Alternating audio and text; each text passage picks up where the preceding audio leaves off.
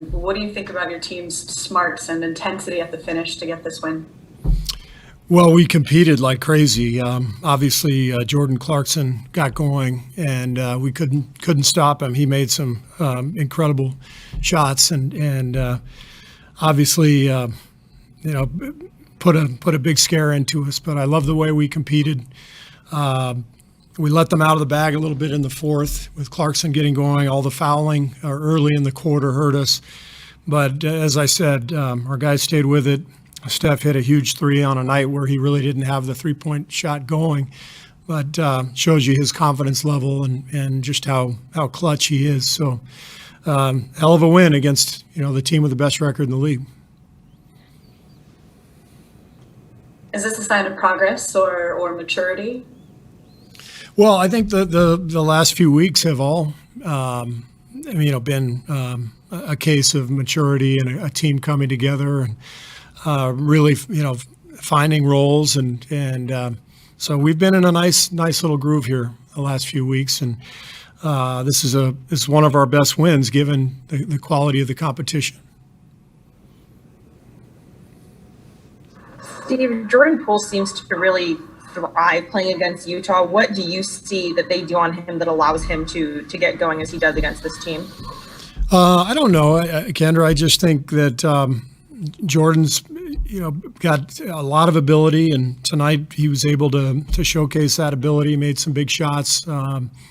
Really gave us the spark off the bench that is really what his role is. He's a good shooter, good playmaker, and when he's playing with Steph, he's going to have a lot of space out there because they're paying so much attention to Steph. And I thought he took advantage of that tonight. Coach, Mark on his clutch points. Two questions. Do Jordan Clarkson have more of a green light than Steph? And when a player has a green light like that, how difficult is it to guard? Well, there's a reason. He's probably going to win Sixth Man of the Year. Nobody has a greener light than Steph. The difference is, tonight Steph had three guys on him all night, and Clarkson was more in single coverage.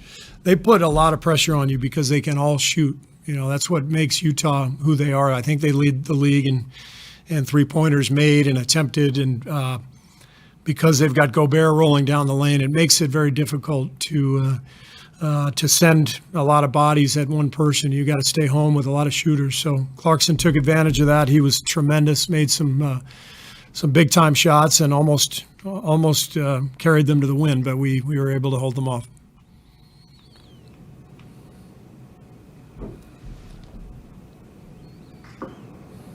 Steve, when you when you see Draymond, sometimes he'll miss a shot and throw his arms up, right? And you can see him kind of get frustrated. And other times he looks great at being aggressive. Do you have to talk to him about staying aggressive, or do you kind of just trust him to pick his spots and know when the moment is? No, sometimes I'll talk to him about looking for a shot or staying aggressive. I think these last couple of weeks in particular, he's been very aggressive. I haven't had to say anything to him. I think this is the best he's felt about his game in all season.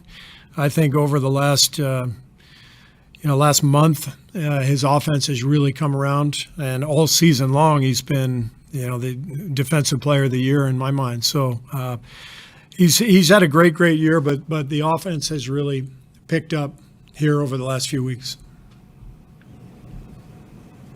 What do you think about Kevon Looney's unsung work, maybe on the boards and defensively?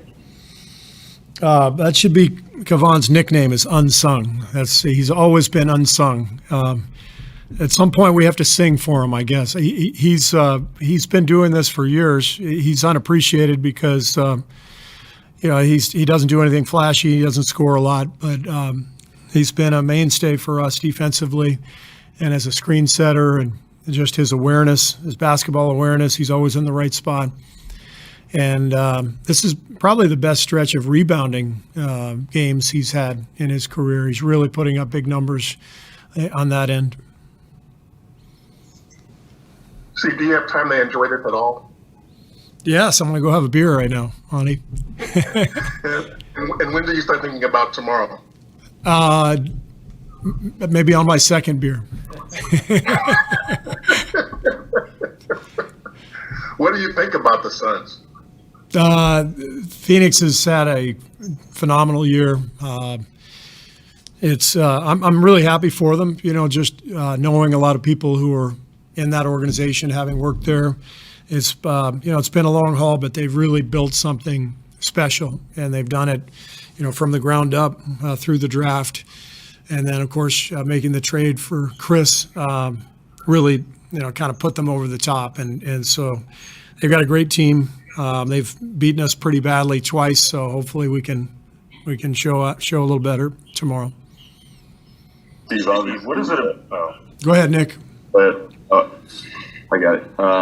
Obviously, Steph is Steph, and he's been rolling for a long time. But how important is it to have games like this where you get 4 to 5 starters in double figures, and Jordan shooting the way he is, that that Steph doesn't have to carry everything all the time for the group offensively? Yeah, it's huge when we can get a number of players scoring, because Steph draws so much attention. Guys are going to be open, and I thought everyone was really aggressive tonight. Bays was really looking for a shot. Jordan off the bench, as you mentioned. Draymond as well. So it's what we need. We can't expect Steph to carry us every night offensively. Steve, you talked about how good Draymond has been down the stretch of the season. What is it about stakes in the season or postseason that really gets him going? How have you seen that throughout your time with him? Well, he's the ultimate competitor. He's the ultimate winner, and he thrives on competition. Draymond does not fare well in meaningless games. That's why last year was a struggle for him, and he would tell you that. He would admit it. The games didn't mean much, given all of our injuries and where we were. We weren't going anywhere. And this year has been so much fun for me as a coach to watch Draymond bounce back from last year. His leadership has been fantastic. His words in the locker room are so powerful. The guys have so much respect for him because they know what he's accomplished. And to me, this has been one of his best seasons. I know he's been an all-star and defensive player of the year and all that, but given our team and Draymond's position with the team and the talent that we've lost over the years, to me, this is one of the best seasons of Draymond's career. You guys officially clinched a play-in spot. Is that nice to just kind of, check that box and not have to worry about, making sure you stay in, but now it's just positioning? Yeah, it's great to check the box, as you said, and now we've got to keep going and just try to finish as strongly as possible. Obviously, Memphis is right with us, and San Antonio's right behind us, so we've got to keep winning. Steve, what do you notice defensively when Draymond and Juan are on the floor together? I think I've said this, but Juan is kind of a mini Draymond in a lot of ways, just with his brain, his versatility, his understanding of the game.